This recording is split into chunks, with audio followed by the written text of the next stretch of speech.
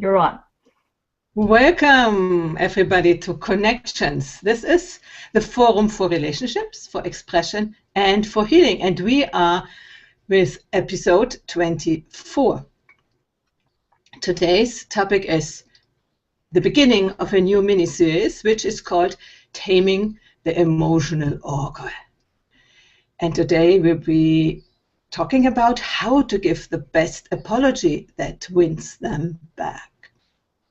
I'm Heidi Hörnlein. I'm a transformational coach, and I'm also a voice coach, and I work with men and women to help them to overcome their relationship difficulties and to find their authentic voice in the world. And I'm the owner of Paradiso Integrale. This is a retreat house in Italy where we hold retreats, and we will be happy if you come to us. Go on, Margarita, and introduce yourself. Yes, I'm Margarita Crystal Lotus, and I'm an intuitive life and business mentor who help professional women overcome overwhelm and stress, and so that they can restore their energy and have fulfilling relationship, and also make their career flourish. And I also have a retreat here in Kingston, Canada called Enchantment, where I see my clients from time to time. And I'm the founder of the crystallotus.com, a vehicle for conscious awareness and personal development. So take it away, Heidi. Wonderful. Just to say some words about our show. Our show offers single episodes and short miniseries as the one now, and we had one about ego and one about money in the past.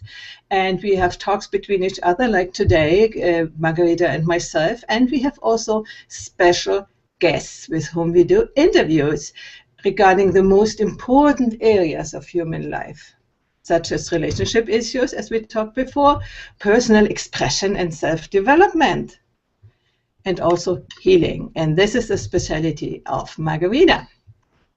And the overall purpose of this mini-series is to give inspiration and to teach skills with which we can tame the emotional upheavals in which everybody enters into from time to time. So before we dive into our topic, I'd like you to post your comments or questions below on the event page, and we'd like to interact with you. If you're watching the video, the replay, please don't hesitate to put your comments and questions, because we will answer every single one of them. Okay, thank you. Absolutely, we will.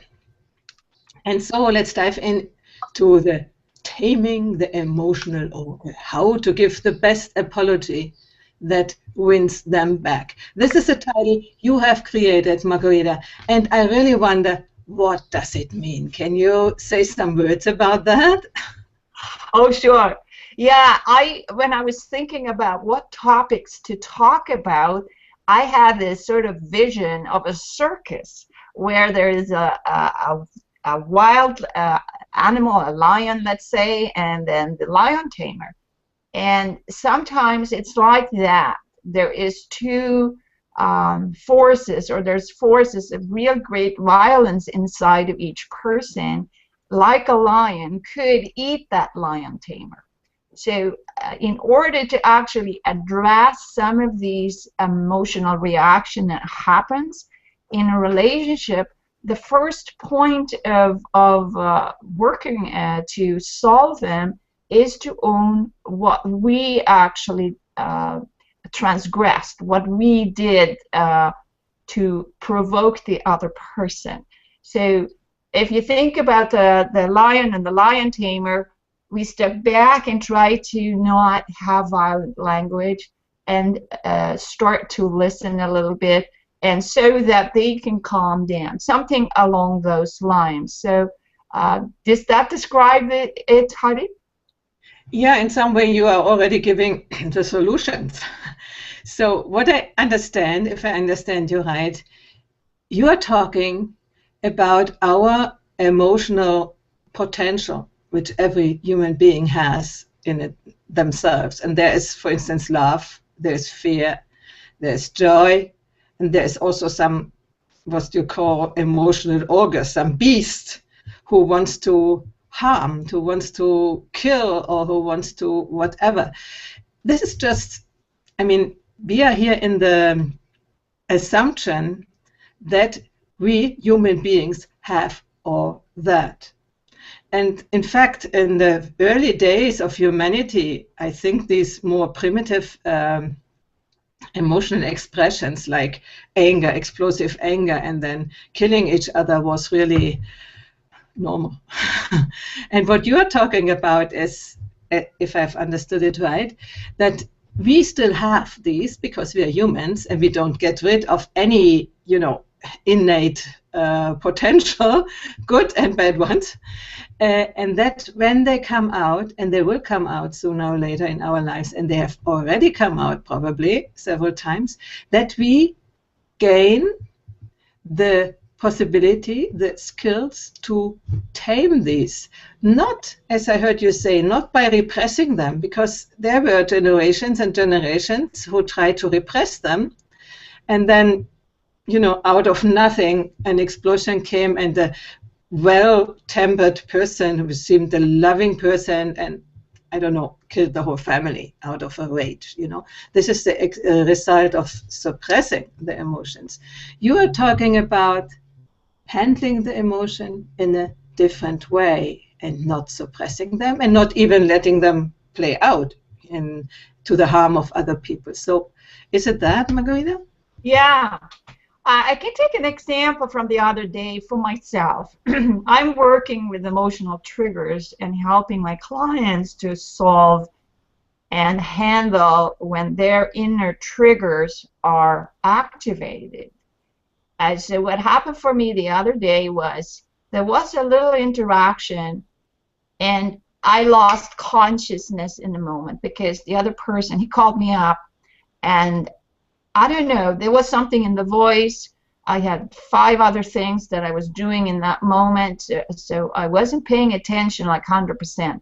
And then he said something, which in itself was not really neither here or there, but the way and the tone he used triggered my issue. And I didn't see it, and I reacted. I said something.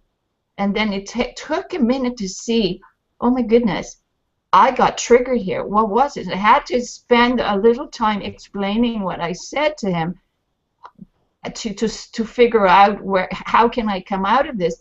And then afterwards, I thought, wow, even if you're working a lot of times with triggers, there's still triggers underneath. And what happened was my brain shut down, and the consciousness went down into the fight and flight. So something he wanted to ask about some information, and I said, no, I'm not going to tell anything like that, right? And he got sort of miffed by that and make some comments. And then, I mean, after I handled it, so it didn't go to an argument, but the actual interaction of misunderstanding can be blown up totally. And if it was like, if that had happened, let's say 10 years ago, we might have had a screaming match, And it's like, even for experts and people who work in the field, I'm not a master exactly, but on the way there. It can happen to anyone, however far you have studied this particular topic. But the thing is, like, when somebody is triggered, they are not inside of a rational mind. They go to another place. It's the 3-year-old temper tantrum kid that didn't get what they wanted, or it's the an abuse situation where a person feels completely helpless and shuts down and go into that fragments inside. It's very harmful to have interactions where other people trigger and we trigger each other. So to come out of that and actually build friendship and a relationship that actually works, one has to sort of approach these things. For example, one can say, listen, I got really upset now. I don't know what happened. Can we just calm down a bit, you know? Something like that. Or I could say, I realized I got something triggered in me. Can forgive me, but I need to see what that is. Can we continue this later? And if the other person has this understanding that I'm not blaming them, I own that I actually sort of reacted in that place, and I didn't tell the other person what they have to do. I just asked, can you listen to my explanation to what happened to me? And sort of that worked to 50% in this case, because the other person in this case got also triggered by me not want to tell the information, right? Does that Yeah. explain it a little more? It really does, and it confirms also what I said. We never get rid of these triggers. Even if we are advanced, developed, evolved, whatever, we still have these triggers. They're just human. But what we can learn is to handle them. And you named a way, you named that you can say, I'm sorry, something happening to me just now. It has nothing to do with you. I need some time. Could we talk about this later or something like that? Make sure that there is no blame on the other person. I actually am teaching a communication technique which is called conjunctive communication.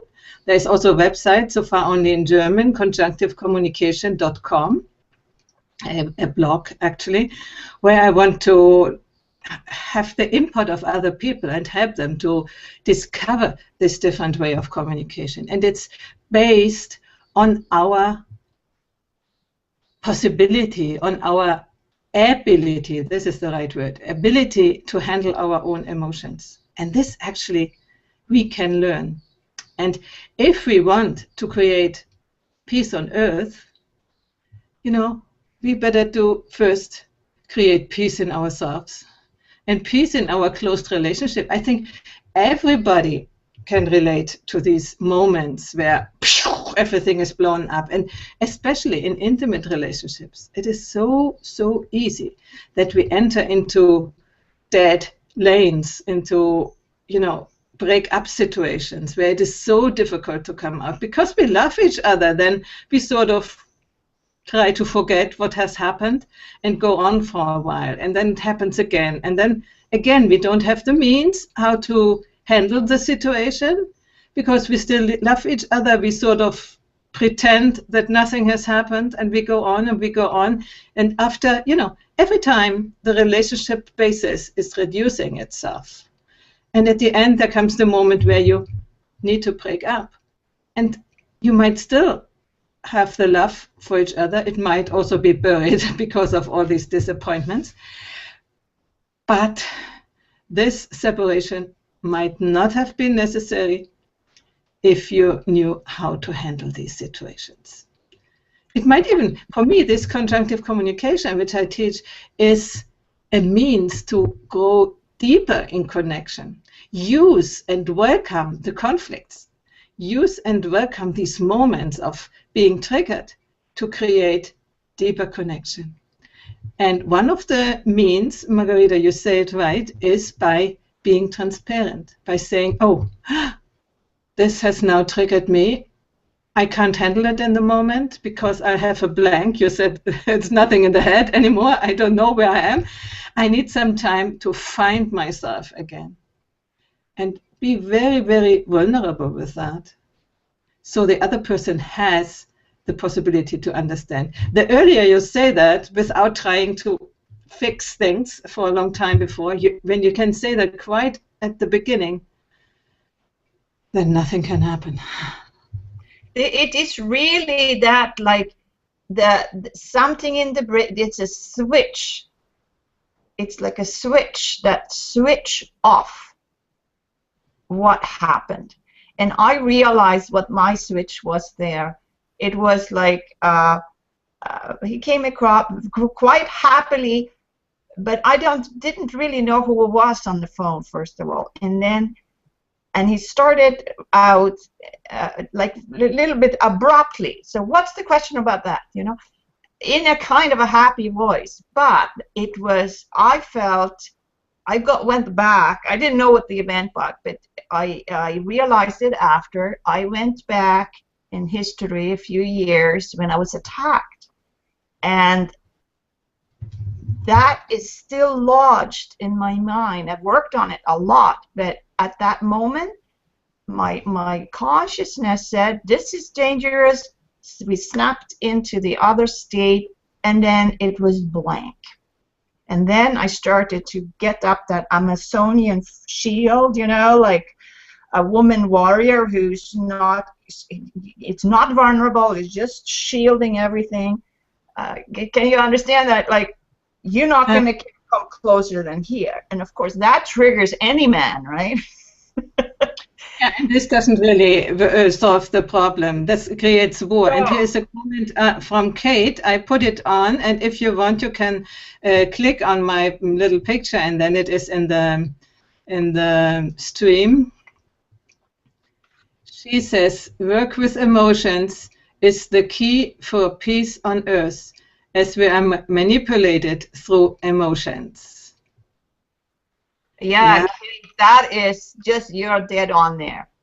Because this very thing I described happened to me. It happens to everyone. And if we don't know that this is a process of self-preservation from a time when we were Stone Age people, let's say, very early on in human development, that if I don't act from this point of view, I will be eaten. That wild animal is going to eat me. I have to fight it or run, right? And you can understand it from that place. But it gets tricky because we have this polished surface outside. We can handle everything. And then instead of actually owning stuff, it can turn into a blaming game and escalating a conflict. And it's actually not the conflict with the person that is important. It's the inner conflict that we have inside, that we have stored inside. It's very, very important. That's the first thing one has to know when a communication has failed. And I know, Heidi, you probably have some comments about that too. Yeah, I surely have. First of all, I wanted to ask you, people might not be familiar with the vocabulary which we are using here. You say owning. What does it mean? Owning what and how? Yeah, okay, so this is a sort of a healing speak. We own our stuff. It's used with healing sessions and in the healing community quite a lot. But it's not to say it was my fault. But I can, when I own something, I say, for example, I don't know what happened now. I got triggered. I don't know what to do. Can we stop, right? So I own that something happened to me so that I can't continue communicating in this conversation, right? That's owning it.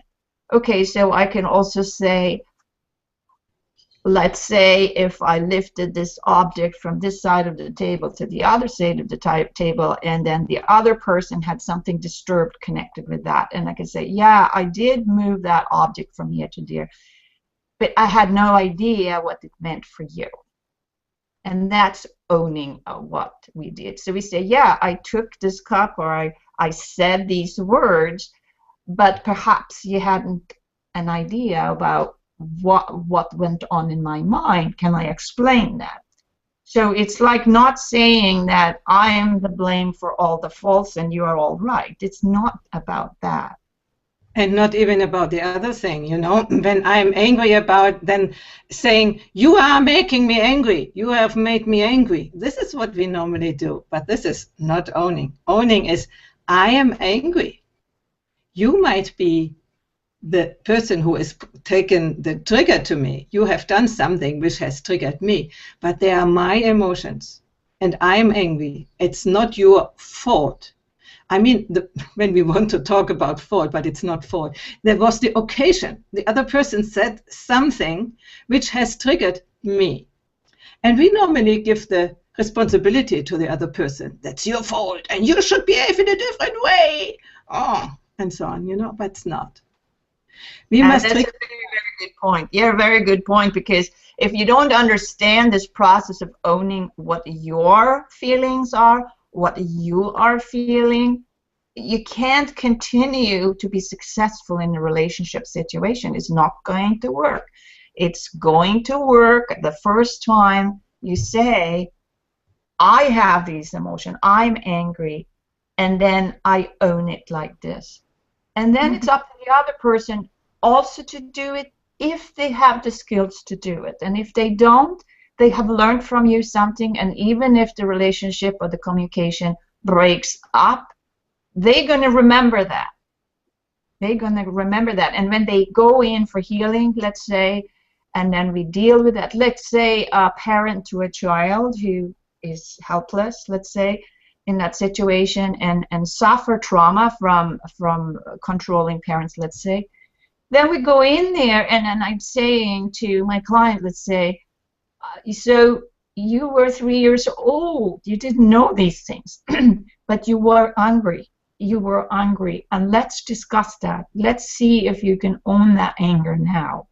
And then they work on that, and then they overcome that trauma. and overcoming it means that they can see each step of the way what their responsibility was, and that their assumption about the event, let's say, is removed, and so that they have clarity, so they have access to every step of the way inside of this trauma, so that that trauma is not triggering other things in communications in the future. It's a very brilliant. I fully agree, but I think we have to add something here, because it is true that people sometimes behave very badly, that they really have the ability to push your triggers, or even worse, they are abusive or whatever. So it is not that you stay here and say, I own everything, he has no fault, it's all my feelings and it's only up to me. This is one part. The other part is not allow anymore as an adult the other person to behave in this way. This is also very important, and so in my case, when I work with clients, I help them set a boundary of what the other for themselves, so that they feel safe. And I even have used martial arts techniques and acting it out on the on the lawn together with this client, and to see that, okay, can you be this warrior here and act it out in the body? And when we're working together and say, yeah, I can feel that strength and my aura is expanding and the energy level is brought up and the grounding connection with the ground is very stable, like a sumo wrestler, right? Because if one feels like a sumo wrestler in the energy body, in our emotion, very grounded, very focused, and know where the energy boundaries are, very likely the other person is not going to transgress into that energy barrier, because the person themselves have built up their confidence, and with confidence comes an energy in the aura, in the actual aura, that builds really huge strength without even saying anything. So this is sort of a little more to the healing field rather than the coaching field. I don't know, but this is So what you are speaking to is that it is good if both people or the people concerned are doing this work, but even if only one person is taking it on seriously and is developing their own inner strength, their own boundaries, and as you say, then you emanate a different energy, and people won't attack you anymore in this way. You know it from the animals when they build themselves up like this, and the others Yeah, like a dog that's coming at you, and then you're standing just like this, and then they back off. It's the Yeah. same thing. It's the same thing. If you have a problem in a relationship, get yourself an angry dog and learn to handle it. Then that could be another skill that people could engage in, because it's so powerful. You learn first about energy and about our animal emotion, and also how to deal with it. It's the taming of our own inner body. We have to see it by another person doing it, so that, oh, that's how you do it. And Yeah. they came out alive on the other side. And I want also to add, not all the emotions which seem negative are bad. There is, for instance, anger. Anger, when it's excessive, maybe is bad and it's eating you up and creates upheaval. But a healthy anger is an energy, is a motor, for instance, to set boundaries, to finally set boundaries and protect oneself against abuse and attacks from the outside.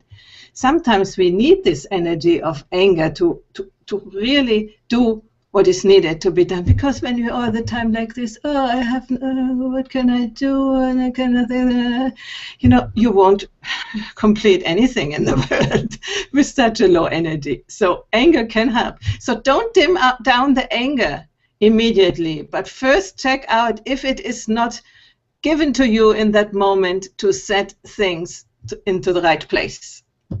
I can share a personal story there, Heidi. And that was when I had been away from home a while, and my ex, it was back there, and I had been to Arizona or something for a couple of weeks.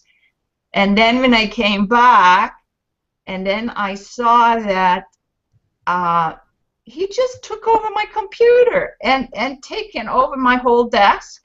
I mean, I'm very protective of my desk and my computer. And so I reacted like, "Rah!" And can you believe what he did? He did this and ran upstairs. He Yeah, just took off. it is so important because we women were educated to be nice and kind and and let do with us whatever they want to do. And so men are not used that we get out our immediate anger. It is not a prolonged anger, but it's one which comes out of the situation. I have similar experiences, and then they they shrink back. Not only men, also women, I guess. But I think people can feel if this anger is really from the inside and a genuine anger, or if it is a triggered anger, because not all emotions are triggered. That's what I wanted to say. And there is Kate who says, how do you handle people who use the emotions to manipulate you? What a good question. Okay, so a manipulator, somebody who like a sleazy salesman, right, kind of thing, they use it consciously. They use their trigger to put the other person in place, very on a sometimes very conscious level, sometimes not, because they feel perhaps that they can't win the other person over unless they can finagle them. If there is like aggression going on, yeah, then you go on the sideway, and then you're sniping your way in to actually be able to access any kind of power. It's very destructive in the end. So to deal with it, you first have to know about it and then nip it in the bud. Like if you feel manipulated, you really have to discover that. Okay, I was letting myself be manipulated by this person. And just think about what can you do for not being open to manipulation? Because we have a fear somewhere, and you can only be manipulated if you have a fear somewhere. Heidi, do you have an example of that? An example, I don't know, but for me, the manipulation comes out of the desire of the other person to have power over you. And you have to decide if you give them the power or not. Sometimes we fall into the situation, and normally when you really watch it, they have a strange feeling in your body. There's something, and we are used to say, oh no, it's nothing. It's such a nice person, kind, and he's giving me that. She is doing this for me, blah blah blah blah blah. And we, with our head, we are trying to silence this strange alarm feeling, which is at the beginning, it might be very, very little. But if we learn to pay attention to that, to these little feelings who say, oh, there is something uncomfortable, yeah, you begin to feel uncomfortable, you would like to go away, you know, something like that, or end the situation, but you don't because you think you have to stay here, you are invited and you cannot make a drama by going away or something like that. Become aware of that and then decide. And it might be that you say to the person, you know, I have the feeling there is something else you want from me. You are saying this and this and this. I understand this and that. And could you please be clearer? Or something like that. Really go, what you said, right? Cut the process of manipulation. Yeah. And if it doesn't work out, I mean, the best indication that it was manipulation is when this person gets angry. Then you can be sure that it was manipulation, because you have crossed out his intent to manipulate you, to get his goals, to reach his goals, his or her. It's not necessarily a man. So normally people react with being angry. Yeah. So, but if the other person say, "Oh, I'm sorry, that was not my intent," then you can go on. And if the person becomes angry, then it's another, you know, he's trying to draw all, how do you say, all buttons of his manipulation techniques. Anger and giving the responsibility to the other person for the anger is one of that. And if you take it on and back down, he has won. If you instead say, what is that, you know? Why do you react in this way? It's and so on. So, find a way to be protected against this anger. He might become more angry, so you can angry. Then you can say, "Oh, okay, I see. I have nothing to do here. I'm leaving." Remove yourself out of the physical space is the best thing to do, because otherwise it won't probably. It will be a fight, you know, or it takes so much energy and so much, how do you say, skill and decision and strength on your part to really be able and let the balls jump off whenever they come to you, you know. This is really, really difficult, and you need to be quite good in it. So I would recommend just go. And when you meet the person the next time, ask them if they have some time to talk about it. And then try to talk with them about what was going on. And if they can see it, then it's fine. If they cannot see it and it repeats itself for several times, you might think about if you just cancel this person out of your list of acquaintances or friends. So that's a really cool thing. Remove them from who you want to associate. But there is something I think we need to remember. They provided the lessons for us, right? A lesson for us. So I wasn't able to communicate with that person. So I can afterwards think about, okay, what could I have done differently?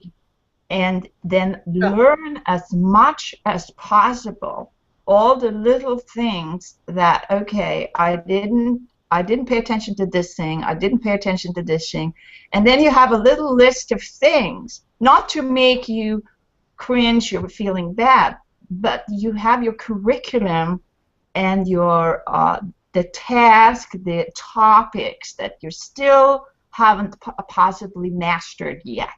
And if you can see it as a, you know, curriculum for a mastery class, yeah, I use some violent words here, calling them names, and then they talk back. Okay, so can I adjust that? So the violent naming can maybe be one of these things that is on that list to avoid. and Sure. not. I'm completely agreeing that they are a sort of challenge for us to go on in our development. I was talking about crossing out the people of your list when it is going on and on and on and on. And even if you have learned your lesson, and even if you try to put in place everything which you have learned, and they just don't come on the same level with you, then it's useless to spend any more energy in it. That's what I'm saying. Not run away the first time. Absolutely not. Absolutely not. But learn what you can do better. Try to do it better. Try it out 1 time, twice, 3 times, 4 times, in a close relationship, even maybe 10 or 20 times. And if nothing, and you always, observing yourself and getting better from one time to the other. And not that you have one set of things you want to get better and that's it for all the 20 times, but every time do the process and find out what could I have done differently. And after a considerable amount of times that just the person behaved in the same way towards you, and you don't want to have it anymore in your energy field, a person like that, and then you decide. And even if it's, your mother, even decide to go to see her twice a year for 2 days, and that's it. And it can happen that when she understands that you don't come to her anymore because she is nagging all the time and blah blah blah blah blah blah blah, she might change, even if she is 80 or something. When you really take the action, when you say, I won't come to you anymore, if it is like that every time, and I do my best to change it, and it doesn't change, so I don't come anymore. You will see. There are so many examples where this has happened. Yeah, but when we're saying it with calm and from a grounded, can you see, like, from our inner authentic being, and we're saying it not on a high-pitched voice in screaming mode, but coming from our true self. This is what I'm going to do, and that's it. That's a chance for them also to own their stuff. And when you enforce that what you say you're going to do by doing it, then they might come around or not. It's up to them at that point. Absolutely. And Kate says, so the manipulators are teaching us to be more aware. Yay, yes. Absolutely. So invite as many manipulator in your life as possible, and then cross them off one by one, and you're going to get mastery in no time. And after a time, the manipulators wouldn't even try to do their job with you anymore, because they feel that you have seen through their plans, through their intentions. So we get used to it, and it's a good school for everybody of us. And also, we can turn around the arrow, as we say in German. We also need to see when we have the tendency to manipulate others. And it's still, even when we are very evolved, there comes like automatic from somewhere the impulse to do something which you as a conscious being wouldn't want to do, And then be aware also of that, where you have the tendency to rationalize, and behind there are triggered needs, of yourself. And you try to make other people behave and do what you want them to do in a not very clean way. So we have to watch that too. Well, that's a very good example, Heidi, of owning our stuff, because I think in sort of a healing situation, we're talking about, if I have a hole here in my aura, somebody can come in and sneak in that hole. Do you understand what I mean? There is an opening energetically that I allow a manipulator or an aggressor or some other thing come into me, and I'm attracting that really on an energetic level. It's like a magnet to somebody to come in. That's why, one abused woman gets another abusive man after another, until she can learn to close that energetic damage in her aura, in her energy body. So if you have these things happening, embrace them, and don't be, faced by, okay, this is too hard. Ask for help. That's why we have all these coaches and therapists around. Go and seek help if you can't deal with it yourself. But be responsible for it. Be responsible and say, okay, I have this problem. Now I'm going to address this. I can ask for help. I can call my friends. I can go to a therapist. I can handle it. It looks good on me to actually ask for help. Yeah, and this is really what we want to do in our shows here, to inspire people to take over their power, to regain their power, to step out of victimism. Victimism says, oh, I don't know what to do, nobody can help me, it's what it is, and my husband is like he is, I don't want to be alone, and so I better put up with what he's doing to me, or whatever other person we are talking about. This is victimism, and there seems so many good reasons to not step out. For instance, oh, what shall I do alone, and I won't have any money, and so on. You must be very clear that's you doing the decisions. And if you tolerate abuse or bad treatment by other people, this is also your decision.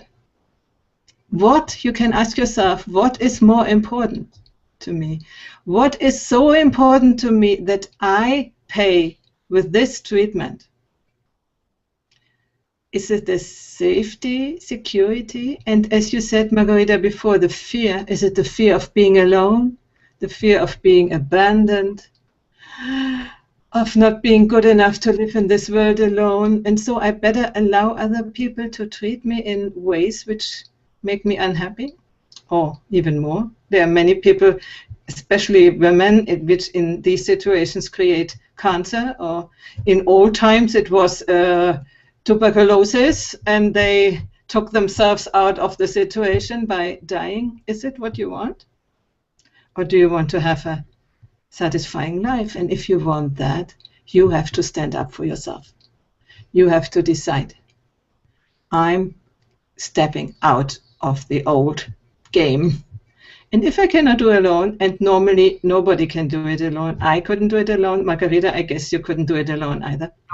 Couldn't. I went for help. I studied everything I could about healing. I went all over the world to learn about how do you do it. I mean, I studied math in university, and I have this idea. I want to find out how does it actually work, and that has helped me immensely. And so now I can help other people with this. And I know how do you do that too for other people. Absolutely. I have here another comment from Caleb Mongare. I hope I pronounced that right. And he says, what about people who just want to take in more than they give during a conversation? I mean, this is very easy. You just say, stop. I want to say something. It's not only you here, we are in two. I want to say something too. And if they don't want to hear, when it's a long, I mean, what we said before, when it is repeatedly with the same person, when you can't make yourself heard, although you are really presenting yourself in a good way, not in screaming, not in blaming, not in demanding, but just make a request. We are here together to talk, and you are talking already for 2 hours, and I would like to tell you something about me. Would you please listen to me? And if this person doesn't react to that, I don't know if this is the right conversation partner then for you, if you want to contribute something. If instead you enjoy just to listen to other people, then it's fine. It's your decision what is good for you and what you want to have in a conversation. And you have the power to present your stand to, not only the other person. Okay? Is it the answer? What would you say, Margarita? Yeah, I think this is very valuable. I had a relationship where the other party, they were talking and talking and talking and talking and talking, and then I listened. It was very interesting, but I never got to express myself. And as soon as I started to talk about what I wanted to talk about, Well, I don't have time for this, or like it didn't really work, and of course it didn't work, and I didn't know what I know today. Uh, that if there is not sort of a balance, there's a tipping board, giving and receiving. If that doesn't balance out, so that both parties can have enjoy it and build their own confidence or attain more skills, and then you have a partner instead that just takes from you, that has to be stopped. Because it's like Heidi and I here, we try to give as much as possible, each one of us, and there is a balance on I'm talking now, and then Heidi's talking, and on the Hangouts, right? You have to be very conscious because you can't cut in, because then there's a delay, and then the transmission doesn't function that well. So it's very good practice to do Hangouts. So if anyone wants to do Hangouts with us, you just come and ask us. Yeah, and what you said before, this is the question, what Caleb says, it's a question of setting boundaries, the right boundaries for yourself. I think, Margarita, we are at the end. It's 45. I would like to wrap it up. And I thank everybody who has listened to our show, and we will be here next Tuesday with a special guest, Melanie Hall, and we will talk about emotions and the behavior of young people in social media. I think it will be maybe not only young people, maybe also older people, but she especially wants to put her focus on young people and the impact it has on their future life. As you know, the goal of these transmissions is to help you to have more understanding of the skills and the capacities, and to develop them to handle with these important things which we have in our life, the challenges and the problems, and also to make you understand that you are not the only one who has these problems, that we all have sort of the same problems, We all are humans, we all go through the same levels of development, so we are all presented with similar questions in life. And we are happy to give some help of the things we have already mastered to other people who might need it. So thank you, everybody, and thank you, Margarita, and we see you next Thursday at the same time. Bye-bye. Okay, bye-bye. Thank you for listening today. Blessings.